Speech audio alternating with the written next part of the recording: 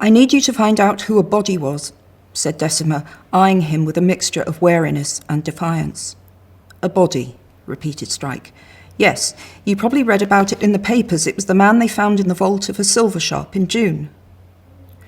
5 months previously, Strike had been almost entirely focused on a complex case the agency had been investigating and had had little attention to spare for much else.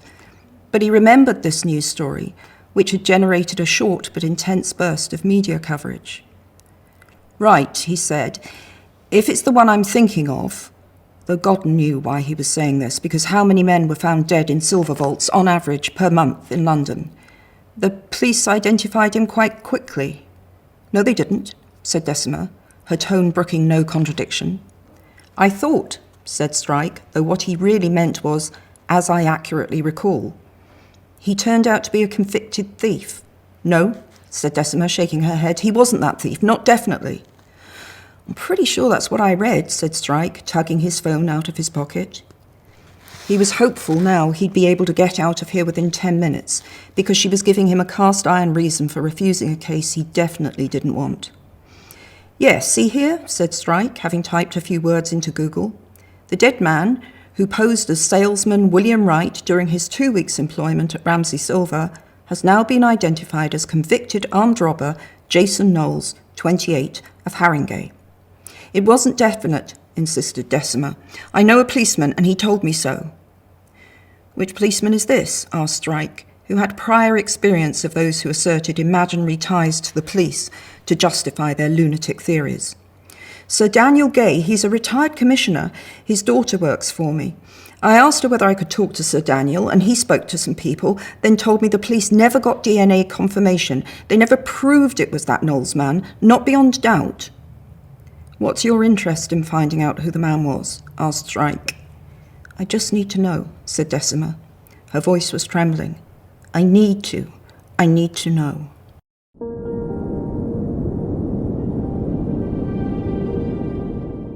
Kind of. It is a little bit now and never. I mean, someone needs to speak up relatively soon, don't they? No spoilers, obviously. Strike, at the end of The Running Grave, decided it was time to take some action. And I think the reader will agree that he should have spoken up before now. There's obvious pressure because Robin has now been in a relationship for at least 18 months with an extremely eligible boyfriend. So it's complicated, but certainly the emotional arc of these books is now really reaching its climax with the last 3, and this is a really important book for their relationship. So while I wouldn't say now or never exactly, I would put it as leave it much longer and it may be far too late. The Hallmarked Man features a case that Strike initially does not want to take at all because it's connected to people in his past he'd rather not deal with again.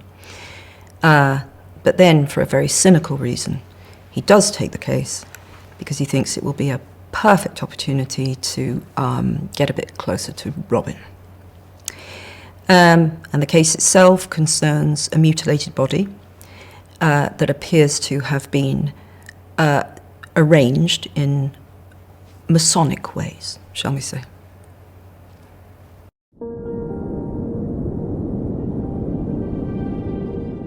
What marks us? So literal mark, physical mark, and what changes us, what leaves a scar, emotional scar, literal scar. So the book is dealing with several men who have been marked by life in different ways, and Strike and Robin are trying to track down the identity of this nameless corpse.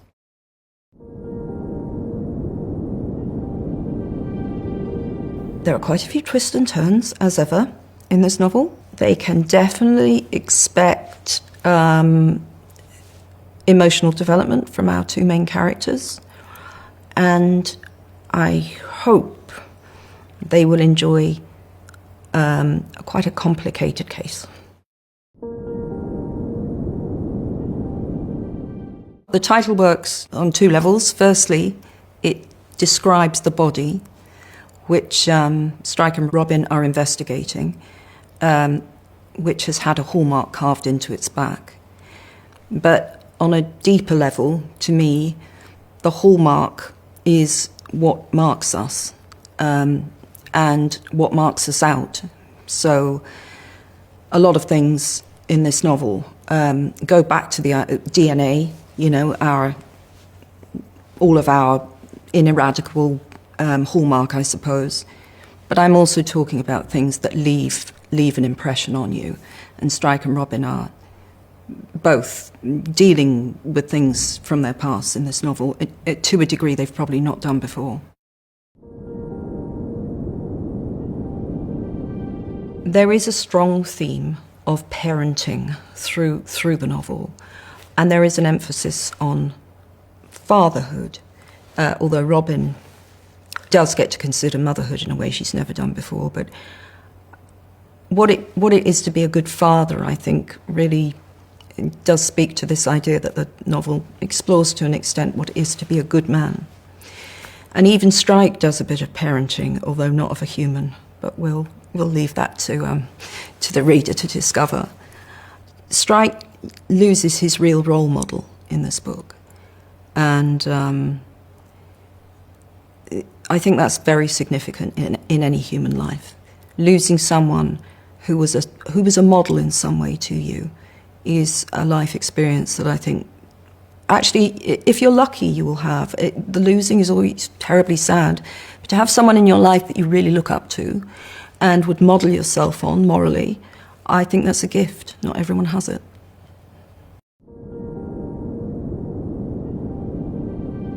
There's quite a dance going, not a literal dance, but there's a sort of ebb and flow between Strike and Robin in this book, with each of them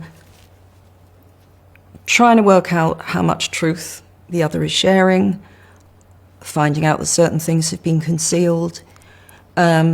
Professionally speaking, they trust each other inside out, but emotionally speaking, there are questions that need answering, and they're broached in this book, yeah.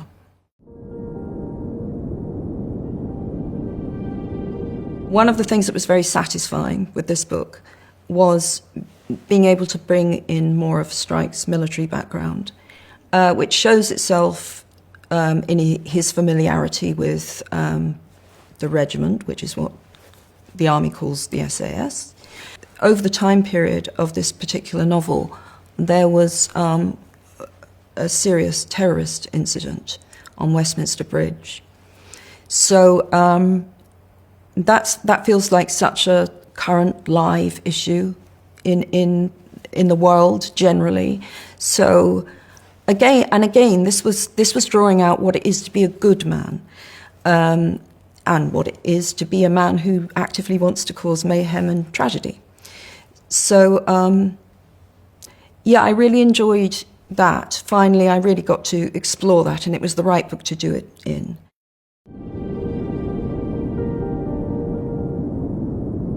Crime writers vary enormously, but I always start with the crime. And I wanted to do a take on the classic locked room mystery.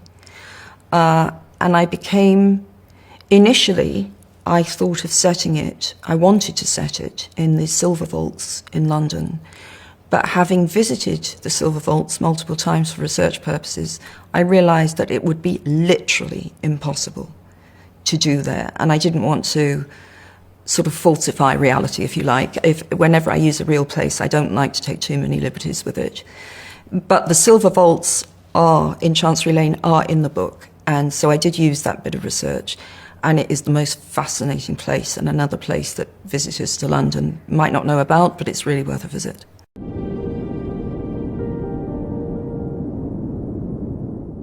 I loved Ironbridge.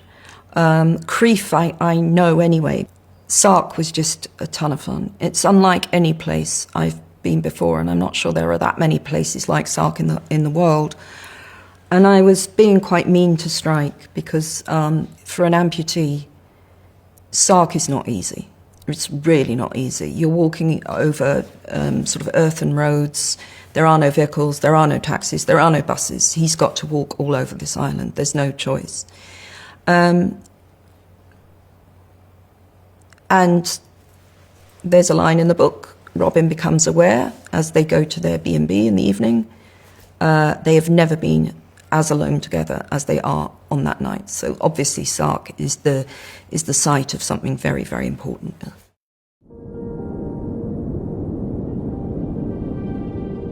Both of them have, have had trouble in their lives, to understate it slightly.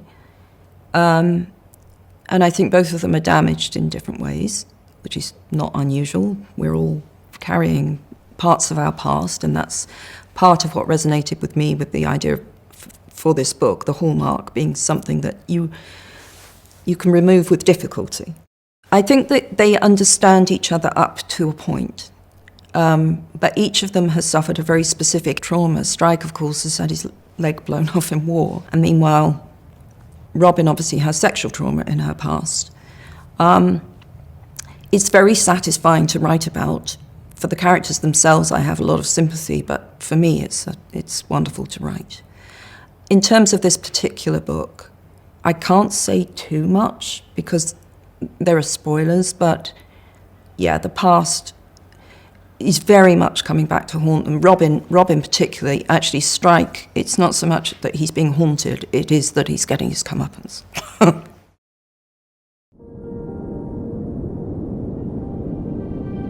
One of the appeals of this idea for the plot was that obviously normally one is trying to find the murderer, and this time, in a sense, they're trying to find the victim. There are several possibilities of who this man was, and that was an opportunity to really explore some of the themes I wanted to deal with in this book. I think it's a very male-focused book in the sense that the men who may be the body, all of them are dealing with what I would say are quite male-specific life problems. And indeed, fairly early in the book, Strike talks about how many more men than women are living homeless. He talks about suicide rates. So it's an exploration of, I would say, very male-specific trauma in some senses, male heroism in others, and male depravity in still others. So it was a really nice vehicle. That the idea that we didn't know who the victim is was a really nice vehicle to carry a different kind of investigation this time. And I always start with the plot. I want to do something different with the plot every single time. So yeah, it was a lot of fun to write. Complicated, but fun.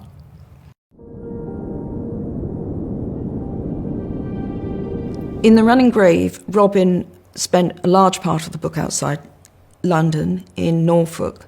And in this book, it did feel right that we ground it again in London, but they still do move outside London together a fair bit. It was fun to take them abroad for the first time. But of course, it couldn't be somewhere romantic or I don't want people on Sark to think I don't think Sark's romantic. I actually thought it was very, very beautiful. But it would have been a bit of a cliche to take them to Paris or Rome. Far more interesting to go to this quirky island with no cars, no street lights. The only vehicle you're allowed to own is a tractor. It was just very interesting and perfect for my purposes.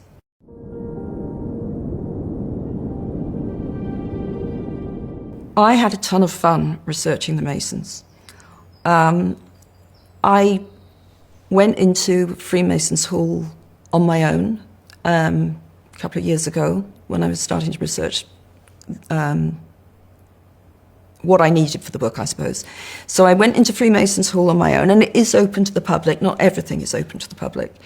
And I wanted to see the museum, which has silverware in it, so that was important for me to look at.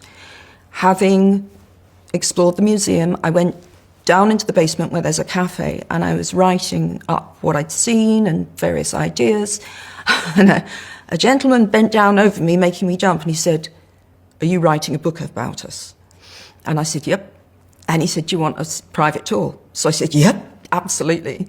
So I was very, very lucky. I was given a tour that showed some things that probably most people wouldn't get to see. And I was very impressed that they were happy to show me all these things. They were lovely, and I actually went back a second time with my family and to check a few things that I'd missed the first time or wanted to clarify. So it was a lot of fun.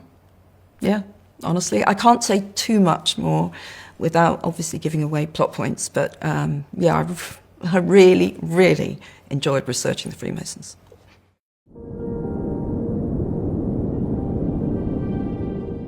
There's a new member. I can say this, I think, because you meet her in the very first few chapters. There's a new member of the agency, another woman. So we already had Midge Greenstreet, Robin herself, of course, and now we have Kim. And I should just say that that was a lot of fun to write. I can't say anything else, can I? We'll have to leave it at that. I think Robin, in some ways, has more self-knowledge than Strike, in that she is more open to analysing why she may feel mistrustful, or the reverse. Strike is a large man who can afford to operate on perhaps slightly less watchfulness, vigilance. However, he is someone who hides things a lot, even from himself. He's a little bit deluded because he thinks of himself as someone who's very honest with himself, but he wouldn't currently be in the dilemma he's in emotionally in this book if he hadn't failed to acknowledge what he was actually feeling. Again, so much more I could say. I'm going to have to leave that there. The only book in the Strike series where I had the location in mind from the very beginning, in fact, from books that predated it, was The Cult in Norfolk. So from the very first book, I started foreshadowing this what was a community when Strike lived there, or a commune when Strike lived there, and has now become a cult. So I always knew I was heading to Norfolk in book 7. But other than that one, places I've tended to fit locations to my plot. This particular book, The Hallmarked Man, it's centred around Freemasons Hall. A lot of the investigation is on that small patch of London, and it's always fun to dive into, because London's such a remarkable city, and you have these pockets that are unlike any other pocket. So I really enjoyed that about this book, getting to know that area very well. And yeah, I walked it quite a few times, and then would go sit down and make notes, and it's part of what I enjoy about writing the series.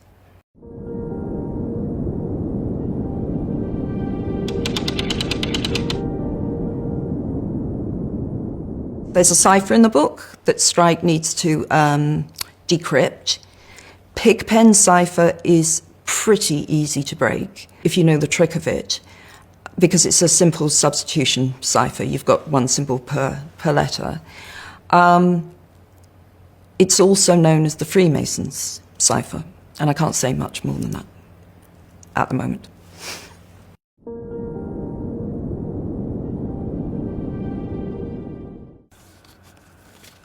So hallmarks are fairly obviously important in the book. One hallmark in particular, which is the lion that you find on all British silver, and it shows that the object that is so marked is pure silver, or the purest grade of silver. But the lion is echoed through the book, as readers will discover. It has a certain symbolism that resonates with each of the possibilities for this corpse. So the lion is an early clue, and an important one. A Maid of the Silver Sea, I had no idea that this novel existed. I decided that Strike and Robin were going to go to Sark. I wanted them to go to quite a strange place, and Sark is a very unusual place. I actually loved it there. I went there for research purposes. But it was only after I decided to send them to Sark that I became aware of this novel, which was so perfect and fitted so I've never before in my life stumbled across something that was so perfect for epigraphs in a book, because it is the story of how they mined for silver on Sark. So it was thematically perfect.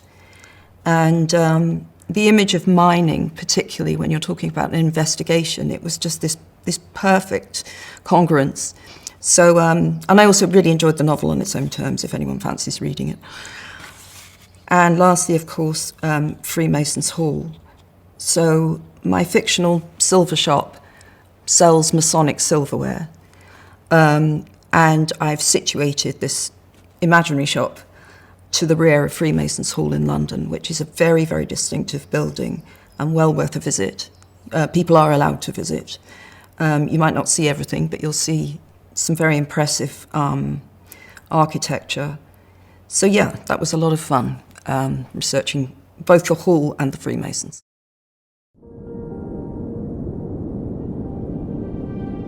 I do know exactly what's going to happen in books 9 and 10. They are both plotted in detail, actually. It's important to me as I reach the end of the series. I don't even like saying that because I love writing these books so much, but you know, I'm now writing book 9 and I believe book 10 will be the end of the series. So it's important for me to know where the overall arc of the series is going. But yes, I am currently well into book 9. And in fact, I had to stop and remind myself this morning before we did this filming, the 9th book begins 5 minutes after this book ends. So for obvious reasons, I had to do a bit of onward plotting to keep everything lined up where I needed to go.